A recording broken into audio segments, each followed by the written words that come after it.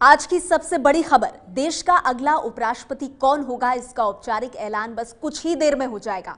उपराष्ट्रपति के लिए अभी अभी वोटिंग पूरी हुई है। इस वक्त की बड़ी खबर आपको दे दें, और वोटों की गिनती का काम भी जल्द शुरू होने वाला है।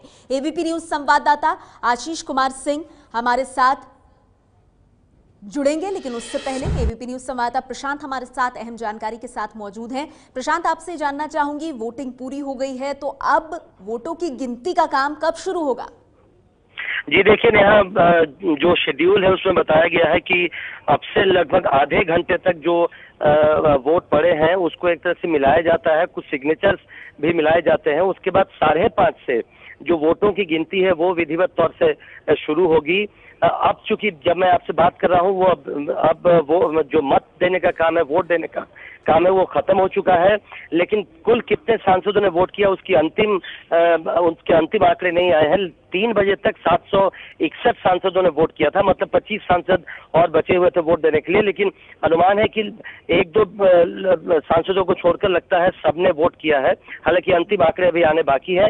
5:30 से वोटों की गिनती शुरू होगी और उम्मीद है कि 6, सवा 6 के आसपास जो अंतिम फैसला है, जो चुनाव का अंतिम फैसला है वो आ जाएगा। और जैसा हम जानते हैं वेंकैया नायडू के पक्ष में फैसला आने की उम्मीद है, क्योंकि आंकड़े जो है उनके पक्ष में है। तो 6:15 के आसपास हम उम्मीद कर सकते हैं कि जो घोषणा है कि उपराष्ट्रपति अगला कौन बनेगा उसकी कर दी जाएगी।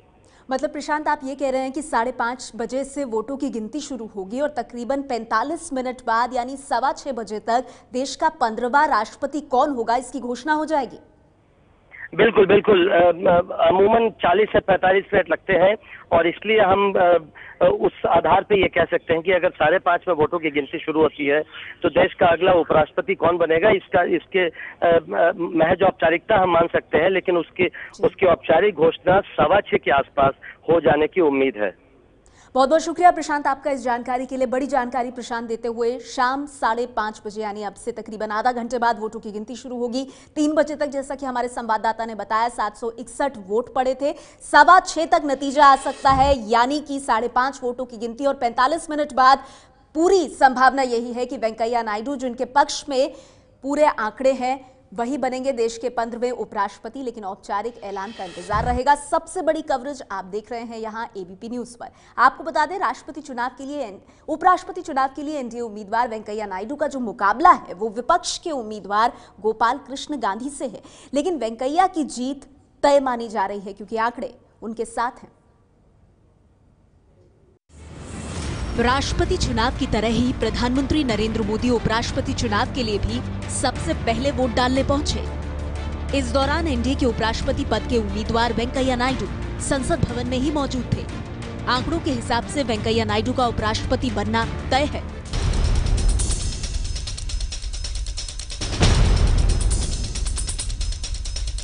जो उपराष्ट्रपति के रूप में इस देश को योग्य नेतृत्व मिलेगा, मेरी अग्रिम शुभकामनाएं हैं इस देश से। मैं तो पहले भी कहा हूं कि वेंकैया जी सबकी आंखों में जीत रहे हैं, लाखों में नहीं कह सकता क्योंकि वोट लाखों में नहीं है, लेकिन बहुत बड़े अंतर से जीत रहे हैं। अग्रिम शुभकामनाएं।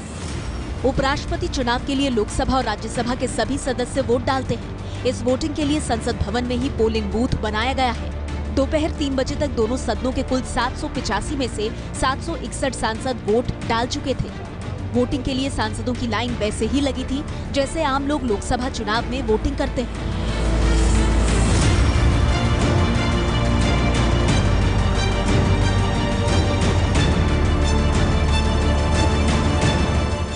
वोटिंग से पहले ही वेंकैया नायडू ने कहा कि अब वो किसी पार्टी के नहीं हैं। There is no my party or your party. Now I am a non-party man, and majority of the political parties in India are supporting my candidature. हालांकि नायडू को जब एनडीए का उम्मीदवार चुना गया था तब उन्होंने कहा था कि उनके लिए पार्टी से अलग होना काफी मुश्किल था, क्योंकि पार्टी को वो हमेशा अपनी मां की तरह मानते रहे हैं। I lost my mother at a very young age. I want to put it on record. Of 1 year, 6 months. Then I treated my party as my mother, and they have really brought me up to this level. So it was really a little painful to leave the party So that's why I became a little emotional. देश का दूसरा सबसे बड़ा संवैधानिक पद होता है उपराष्ट्रपति का। राज्यसभा का सभापति होता है उपराष्ट्रपति। अब चूंकि एनडीए को राज्यसभा में बहुमत नहीं है, लिहाजा एनडीए को उम्मीद है कि वेंकैया नायडू के सभापति के कुर्सी पर होने से सरकार की मुश्किलें काफी हद तक कम हो सकती हैं। उपराष्ट्रपति चुनाव में जीत के लिए 394 वोटों की जरूरत है, जबकि वेंकैया के समर्थन में वोटिंग से पहले ही 497 सांसदों के समर्थन का दावा किया गया। नायडू के खिलाफ विपक्ष के उम्मीदवार के तौर पर गोपाल कृष्ण गांधी हैं। I am contesting for the Vice President of India as nominated by number of political parties. My contest is not against any individual. My contest is not against any party. And moreover, this is not a party election. This is an election for the August post of Vice President of India, which is a constitutional body. इसको लड़ाई कहना भी सही नहीं है, क्योंकि ये चुनाव है। चुनाव का मकसद क्या होता है? चुनाव का मकसद होता है चुनना, और वह मकसद हमारे संविधान ने, हमारी राजनीतिक व्यवस्था ने हमको दिया है, और इसी अधिकार के लिए, इस चुनावी राजनीतिक अधिकार के लिए ही हम स्वतंत्र हुए हैं। आंध्र प्रदेश के नेल्लौर के रहने वाले वेंकैया नायडू 40 साल से राजनीति में हैं। एनडीए की सरकार में वेंकैया ने कई अहम मंत्रालयों की जिम्मेदारी संभाली।